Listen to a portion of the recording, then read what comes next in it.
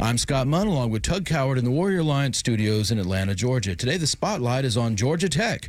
Dr. David Ross is the director of the Veterans Resource Center on the Tech campus, where he and his team provide programs and services that enhance the academic success and overall experience of veteran students at the Georgia Institute of Technology. Dr. Ross is a retired U.S. Air Force veteran with 20 years of service, specializing as a communication and navigation specialist in support of combat search and rescue operations. He even worked on astronaut rescue operations at Kennedy Space Center. Dr. Ross holds a Bachelor of Science in Technical, Trade, and Industrial Education, along with 3 master's degrees in Adult and Career Education, Strategic Communications, and Anthropology, and a doctorate in Adult and Career Education. His expansive experience makes him a dedicated advocate for veteran success in higher education. So let's find out what the buzz is all about. For veterans at Georgia Tech, Dr. David Ross, welcome to the Warrior Alliance Spotlight. All right, thanks. Thanks for having me on. Yeah, man, it's so great to have you. I want to ask you about that military career. Me being a Navy guy, Scott being an Army brat, your Air Force, but then the Combat Search and Rescue, Kennedy Space Center. Give me the recap, man. That's an incredible career in public service and in the military. Yeah. So, just a little background before I went to the Space Center. When I first went in the Air Force, I was actually stationed at Pope Air Force Base, which is, attached to Fort Bragg, and which is now Liberty, but I think it's back to Fort Bragg. Yeah, that's right. But so I was there for a couple years. This is the late '80s, and I got a phone call saying, "Hey, would you like to come down and work at Patrick Air Force Base in support of Space Shuttle rescue?" And I was like, "Yes." Yeah. I was like, "Yes." And so I went to my commander, and he said, "No, you can't. You can't do that. That's not how you get orders." Sure enough, though, it panned out, and I was able to make it down there. And so what we did, I worked on the H-3 helicopter, which was the Jolly Green helicopter. So I was a ComNav specialist, and we would sit alert every time that the space shuttle launched or landed. This was during the early 90s, 92 to I think it was 92 to 96. So it was an amazing job. I can only imagine. Yeah, it was fun. It sounds like the dream job. Yeah. To be honest, when I hear it, that's what it sounds like to me. It was nice because we only worked when the space shuttle was going up. I mean, So, Give me that gig. Yeah, it was awesome. And now, obviously, we did maintenance on the helicopters and stuff. Sure. You got constant. There's constant training. But then we switched to combat rescue. So what happened is, they were. I think we sold those H-3s. I'm not sure if we sold. I think it was Tunisia. But basically we got rid of them. Yeah. The Air Force was changing airframes, and we got the H-860, the Pave Hawk, which is similar to the Black Hawk from the Army, except we add millions of dollars worth of avionics and technology to make it fly better and get in and out of places.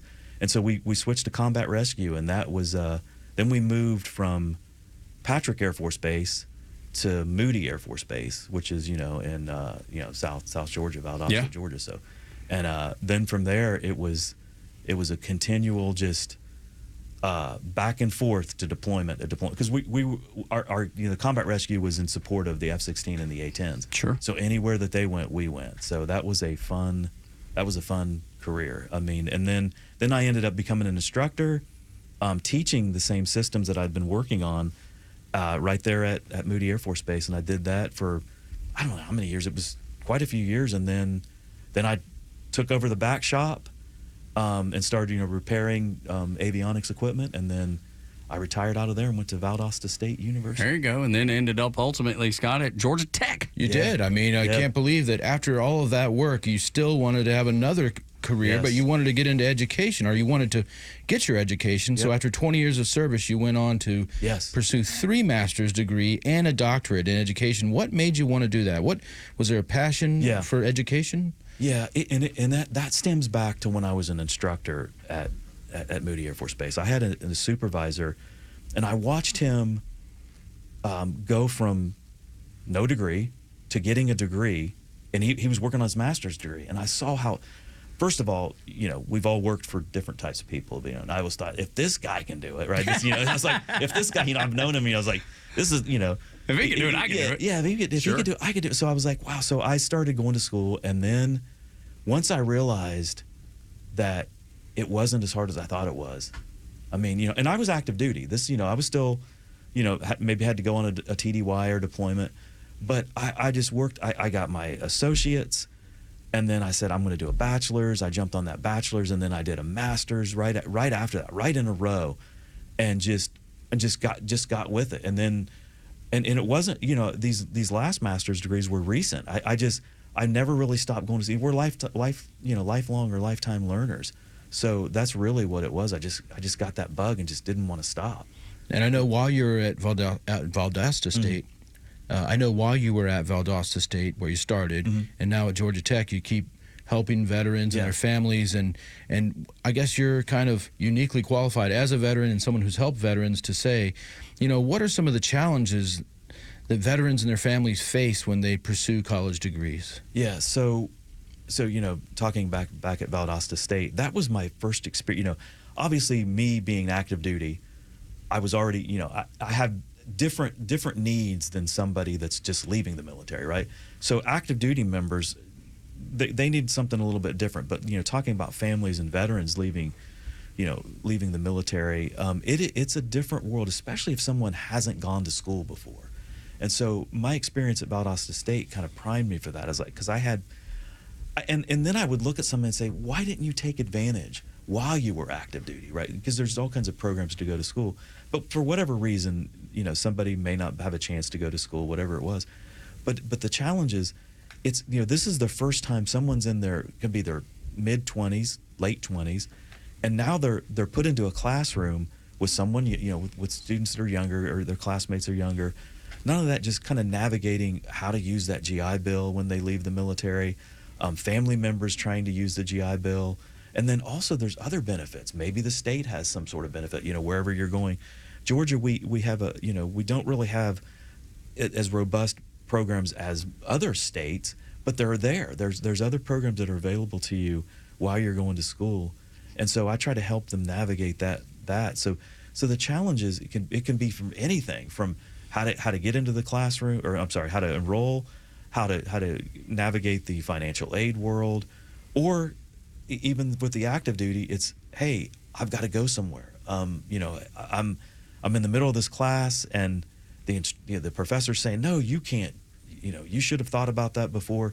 So I'm that advocate. I'm like, hey, listen. Like if somebody has orders that, like Yes. if they're a reservist Yes. and they got a 2 week that they got to be gone, and Yes. the professor is not hearing Yes. it. He's not willing to help you get in there. Sometimes. And I'm not saying. I know it doesn't happen all the time. But Yeah, you get in yeah. there when it does. Yeah. You get in there and negotiate on their behalf. Exactly. Yep. And I work with the now at Valdosta State it was a little bit different. I was pretty much kind of doing things on my own.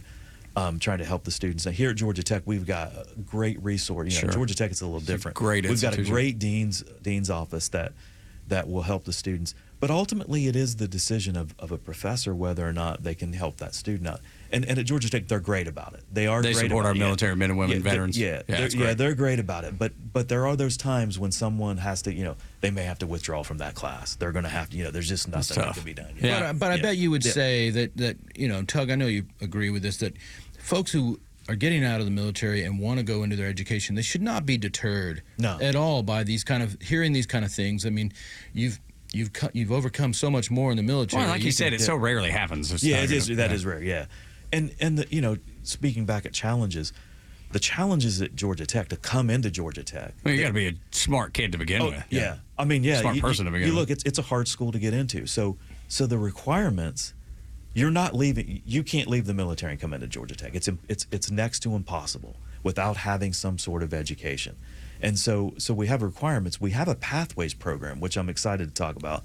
The Pathways program allows someone that has just left the military within 5 years, and they've completed 30 hours of coursework, and then have some required classes within that. Some sciences, math, ones that matter, the ones that count. Like you would think for engineering. Sure. Yeah. And so if they have that time, they have that credit, and they have a good GPA, they can come right into our Pathways program and come into Yellow Jacket and an engineer at Georgia Tech. Yeah, is that the mission though? Would you say that's the mission of the Tech Veteran Resource Centers, is to handle things like that and then to put those veterans on the right path? Yeah, it is. It is. I always look at my mission, and I came up with this based off of a business model. I say. I do I help the students. I get them engaged, enabled, and employed. And with the engage side, That's great. Yeah, I like all three of those sound good. It is. And so with the engage, that's when, hey, hey Dave, I tell people, call me Dave. Say, hey, they'll say, Dave, I want to get into Georgia Tech. What do I need to do to get into Georgia Tech? And I'll walk them. So walking them through that is like, hey, you've already got these classes. Let me connect you with a student that's here on campus. They can take you through the ropes, take you some of the things that you might need to do. It's kind of like a sponsor program. The military has a sponsor program. Mm-hmm. So I'll connect them. I'll get them engaged already. I engage with them. I get them engaged with what they need to be doing to finish that, to get into tech. Then once they're there, I connect them with that student group. That's another engagement. The enable comes when I'm like, hey, here's what you have at Tech. Here's what you have at Georgia. Here's what you have. As a matter of fact, being a partner with Warrior Alliance, I've actually, talked to students about that as well. I show them the resources to enable them to be successful at Georgia Tech. So I'm, basically enabling them. Hey, here's the tools you need. Here's the recipe for success. And the employment, companies. I get companies calling me continually. Hey, we want your veterans. We want Georgia Tech students, and we especially want veterans because they're halfway there. They've already been through trials and tribulations. They know how to work. Well, trials and tribulations, the experience of the military, the lessons that you learn there, but the wisdom that comes along with that, and then to let's be honest. You're taking it up a notch when you go into Georgia Tech. Oh, yeah. They get the degree. You're going to put your nose to the grindstone. You have to be committed, just like you were in the military, to your studies to be successful at Georgia Tech. Yes, it is. It is I commend every student, all my student vets that come through there. But so something that I started with the help of our student group, we had a student leader that he said, hey, we need to start doing this. And when he came to me with it, I was like, this is a great idea. We're doing a celebration now. We do a student veteran graduation celebration. And so, we at the end of the semester, we invite all the students and families. And it's open to everyone, open to the whole campus, you'll say, if anybody wants to come and watch this. And we do a stole presentation, and then I give them a little gift from the Veterans Resource Center. That's great. But we're celebrating, because it is hard. I mean, these students, it's not the typical traditional student. These students have families, jobs. They struggle. And sometimes you can say, well, oh, wow, they're just going to school. Well, no, this is a life-changing You don't event. know what they've experienced prior to getting to school. And it's a life-changing event. They're doing this to progress. They're not, I say this all the time, the student vets that come to Georgia Tech, they're not looking for that campus experience. They're not looking for the... They're worried about frats. No, they're not. They're worried about sororities. They want to, They want to get the job done. They want to get that degree, and get to that third level, which is employed. Yes, exactly. Which is something that I think you'll do a great. Since you brought that up, are there any stories of success that you can share with us? Yeah. So, I was talking about companies that contact me, and I wasn't going to mention names, but there's been quite a few students that leave Georgia Tech, go to work for a company or start something themselves, and they say, hey, you helped me, or they'll say, hey, I want to help you, in return, whatever it may be, and they'll say, hey, I've got some jobs, I've got some internships that are ready, if you've got anybody that's willing to take those. So and I didn't even think about that when I was doing some of this stuff. I wasn't thinking about the students becoming those employers that are coming back to try to employ other vets. It wasn't in my mind. I was like, that was just something that happened. I was like, wow, this is a great opportunity. So these students will leave here. They move fast and quick up into jobs. What about engaging those folks in the community that they live? I mean, how is that helpful? What's the benefit there? It is. So this is something, something that happened recently. Is I try to do stories kind of like this, like a podcast going out. Sure. I've done things with even with our alumni association, and it gets out, and people read. Believe it or not, people still read paper magazines. There's an alumni magazine that goes out, and so I'll get we'll put that information out, and like something that's going on with the Veterans Resource Center, or something's going on with vets at campus, and they want to get involved. They'll say, hey, I want. Can you help me? Can you help me do this? Or, I see you did this program. How did that work? So do they want to replicate it? Yeah, they'll want to copy some of the stuff that we're doing. One of the big things that I just started in the last 3 years is we have a flag program that we started, and what that flag program is I have a flag pull outside of the Veterans Resource Center. God bless you. Let's go. I get flags made special that say they have a little GT emblem embroidered on the edge of the flag. They're made by Allegiance Flag Company. I'm sure you've all heard Yes, of I Allegiance have. Flag. Yeah. I have one hanging in front of my house right now. Made in the USA. Yes, sir. There you go. So I work with that company. We have special flags made, and any veteran that has passed away from Georgia Tech, as a Georgia Tech alumni, we send a flag. That's awesome. That has been flown over the Veterans Resource Center to that family, and it was something I had that idea a few years ago, and I was like, I went to the right people. Matter of fact, he's the president of University of North Georgia now, Mike Shannon. He helped me get that program running. Well, that's such a military thing, Scott. You probably have seen this.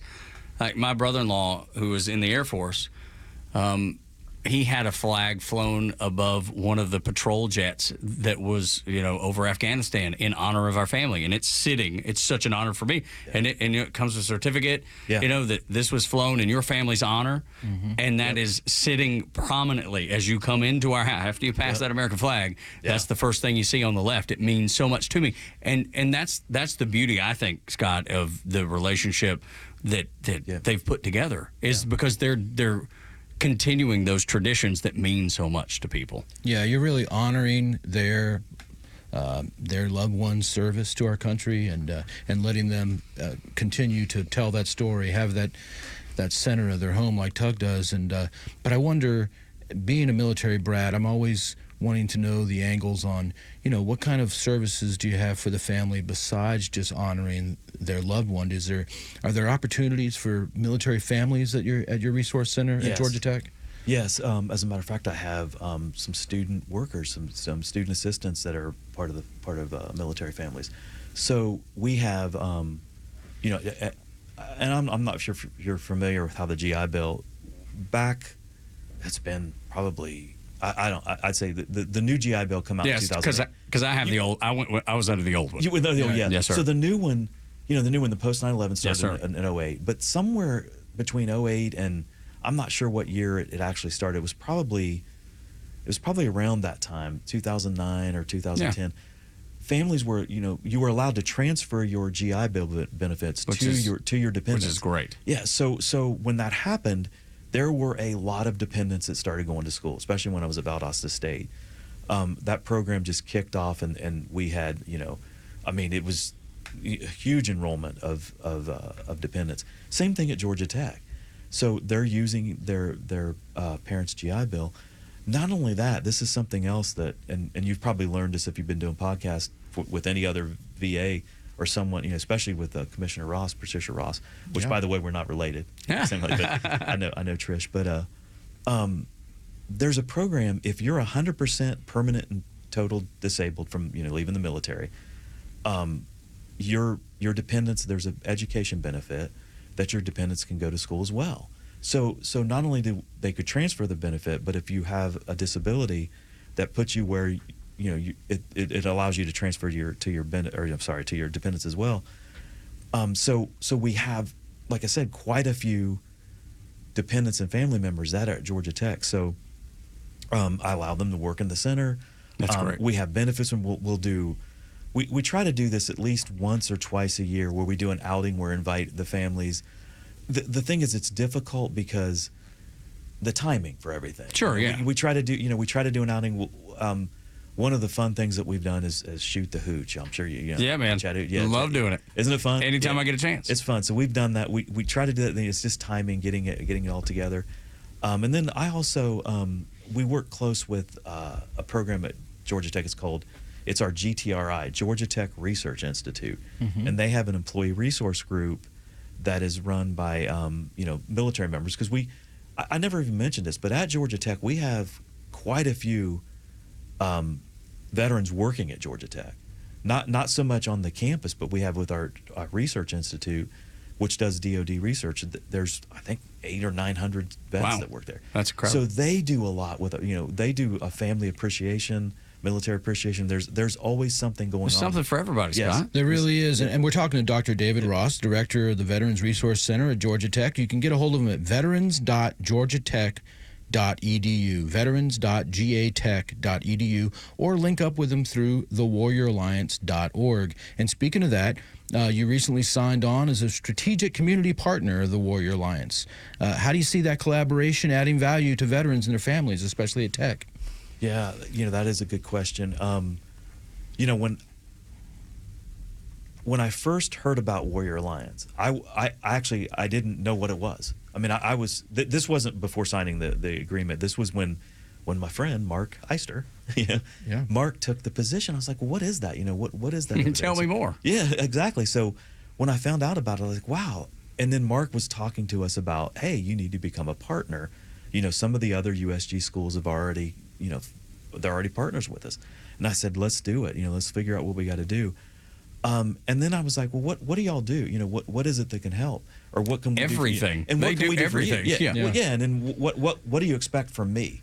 That was my big question. It's like, I'll be a partner, but how am I a partner? I can't. You want to be a good partner. What can I bring? Yeah, and so I was confused about it, but then as we move along, I realized, this is something that I could see grow.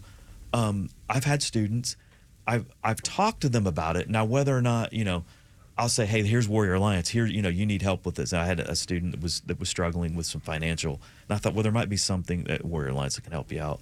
I had some other. There's more going to without going deep into it. But then I started realizing, hey, I can be an asset if Warrior Alliance needs, if they have questions about how to use the GI Bill, how to get into Georgia Tech, because I don't want to just be where it's, hey, because here's the thing, you can't. If somebody's looking to go to school, they can't, like I said, they can't just jump right into Georgia Tech. There's quite a few requirements to get in there, Sure. but it can be done. But I want to be there as a resource for Warrior Alliance to answer any questions about the GI Bill. So in other words, through the Warrior Alliance, you're opening up the resources at your Veteran Resource Center at Georgia Tech to all veterans. So you can go to warrioralliance.org and sign up, and if there's something that you can help them with, they can get to you through that partnership. And do you have advice for veterans who might consider enrolling at Georgia Tech?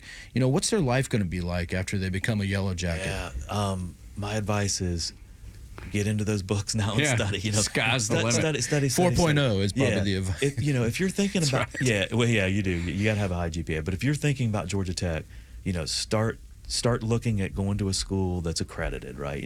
That's try to stay away from online classes. Do your science and math, get your up to calculus 2, your physics 1 and 2, chemistry 1 and 2, and then talk to me. I'll be your cheerleader. I'll help you figure out what you need to do. I'll get you connected with that student. But the big thing is get those good grades and learn. I love that though. Yeah. But I love what you said there. If you want it, you got to go get it. Yeah. You got to go earn it. But I'm going to give you the path. I'm going to give you the recipe. I'm going to give you the turn-by-turn navigate. I'm going to be your GPS device if you want to be successful at a place like Georgia Tech, which is saying a lot, man. Yeah. It is.